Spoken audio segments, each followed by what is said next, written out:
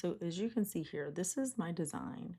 And then here are the mock-ups. And this one's perfectly fine. This one is, there's a necklace there. And then this one's perfectly fine. A couple of things here are she's tilted and she is sitting pretty straight. So this one here, and I would say this one here could be a problem. So the first problem, I'm going to show you how I do this. I'm going to create a page beside her, and I'm going to go to my uploads. Oh, here it is. So here's the mock-up, okay? And I'm going to make it bigger. And right now, my problem is if I take the image, I just copy my image, and I drop it on top of my mock-up and shrink it down to the size. So what you're going to see here is that if I put my image, I'm going to bring this up bigger. If I make my image big enough, or that's a little bit big, but if I make my image where I want it, say like that, you can no longer see the necklace. That looks really unnatural, and it's probably no big deal to some people. But someone who's looking at that might go, that doesn't look right. That's on like a fake picture. If you want it to really look good and you have competition here, you want to fix this. So right now, this is going to become the background, but I don't make it the background because it won't let you do what I'm about to do yet. This is going to get just kind of put off to the side. So we're going to duplicate this on top of it. So you see there's two of them. It doesn't matter really right now. If they stay the same size, you're going to fix all that. So for this top one, you just want the necklace part. So we're going to use Magic Grab, and that is under the edit. And you go to Magic Grab, and you have a couple options. We're going to use the paintbrush thing. Now you can also turn on, if you have beta of the auto detect, it's just going to help. I don't know how much. So you see how I adjusted the brush. I definitely want it to be the size of that necklace emblem. And then for the chain, you don't have to do much of it, just enough that it's going to capture. So I just go ahead and kind of do the V because we know her image is not going up past that.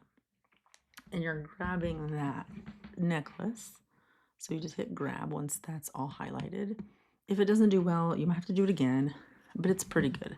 So what you're going to do is see here now you have taken the necklace.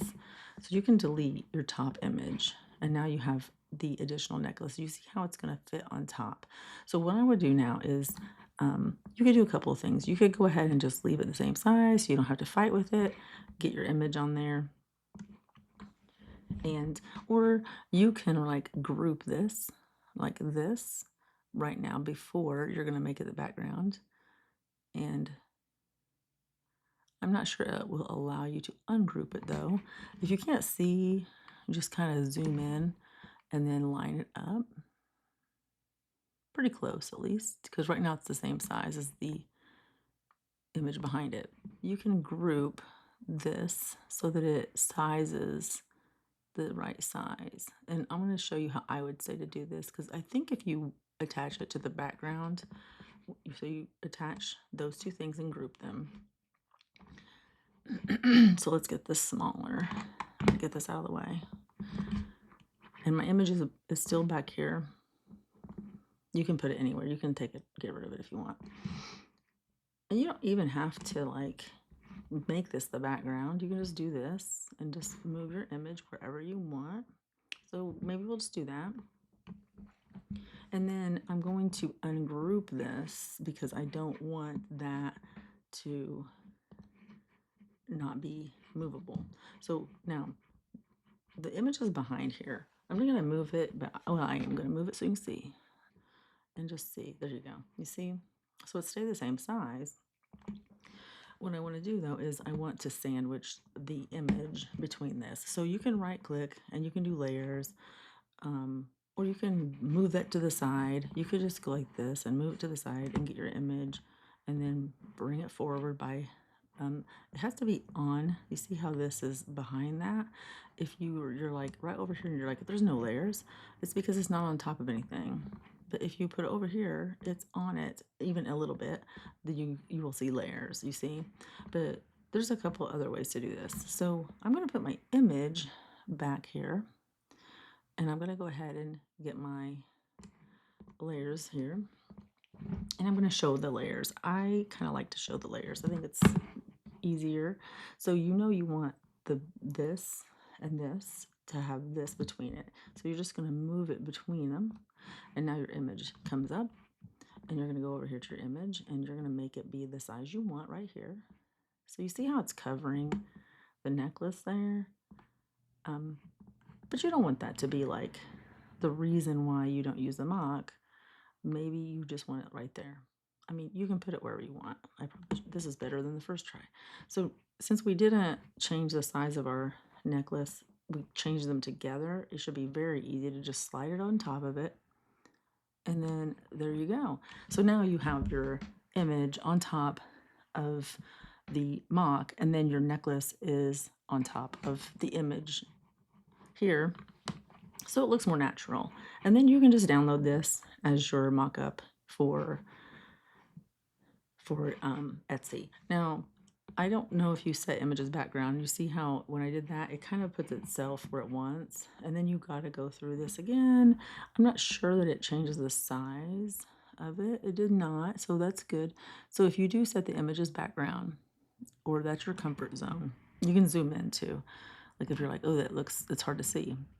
You can do this. You can use your arrows to the left, to the right, go up to like make micro movements and have it pretty darn close.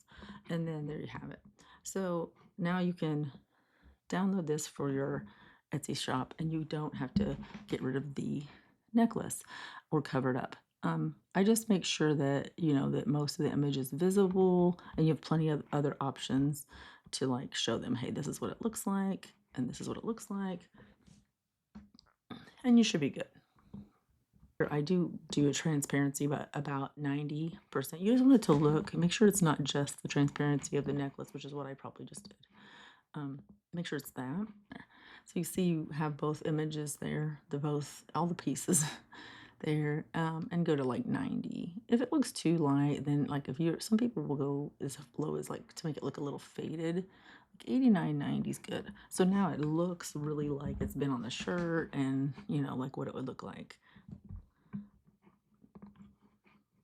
And the only thing here is that she's tilted. So you just want to tilt your image to kind of look more like natural on the image, on the shirt, so that people, if you have your shirt looking like straight, they're gonna be like, that looks weird.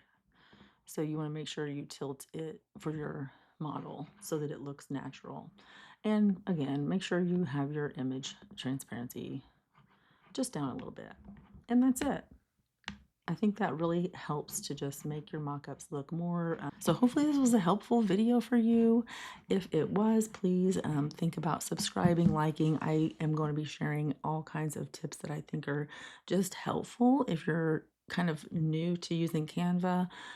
Once you figure Canva out, it is like amazing how much you can do. I don't even know everything that you can do with Canva, but in terms of graphic design and being creative, this is my jam. And so I love being able to just like play around.